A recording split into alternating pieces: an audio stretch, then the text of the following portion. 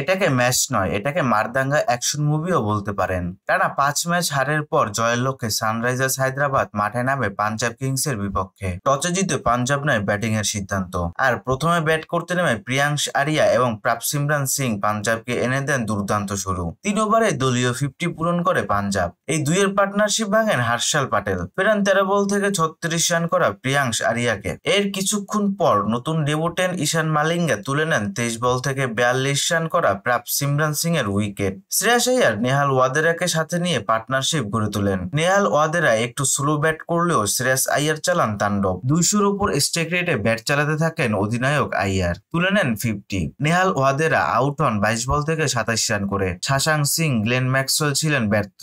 36 বল থেকে 82 রান করে আউট হন শ্রেয়াস আইয়ার। শেষে মার্কোস স্টোইনিসের অপরাজিত 11 বল থেকে 34 রানের ক্যামিওতে 20 ওভার শেষে 6 উইকেট হারিয়ে 245 রানে থামে পাঞ্জাব। পাঞ্জাব যখন হায়দ্রাবাদের বোলারদের লোকাল ক্রিকেটারে পরিণত করেছিল, 246 রানের লক্ষ্য তাড়া করতে নেমে পাঞ্জাবের বোলারদের হায়দ্রাবাদের ব্যাটাররা পরিণত করেছে পাড়ার বোলারে। পাহাড় সমান রানের লক্ষ্য তাড়া করতে নেমে ট্রাভিস হেড এবং অভিষেক শর্মা যেভাবে মারতে শুরু করেছিলেন, তাতে ম্যাচ হয়ে যায় একতরফা। দুজনেই তুলে নেন 50। 37 বল থেকে 66 রান করে যখন ট্রাভিস হেড আউট হলেন, ততক্ষণে হায়দ্রাবাদের স্কোর গিয়ে দাঁড়িয়েছে 171 রান 12 ওভারে, যা এবারের আইপিএল এর সর্বোচ্চ ওপেনিং পার্টনারশিপ। এরপর হেনরি ক্লাসনকে সাথে নিয়ে ঝড় তুলতে থাকেন অভিষেক শর্মা, তুলে নেন সেঞ্চুরি। সেঞ্চুরির সাথে সাথে অভিষেক শর্মা তৈরি করেন নতুন রেকর্ড। 54 বল থেকে করেন 141 রান, যা আইপিএল এর ইন্ডিভিজুয়াল স্কোর হিসেবে তৃতীয় সর্বোচ্চ। 55 বল থেকে 141 রান করে আউট হন অভিষেক শর্মা।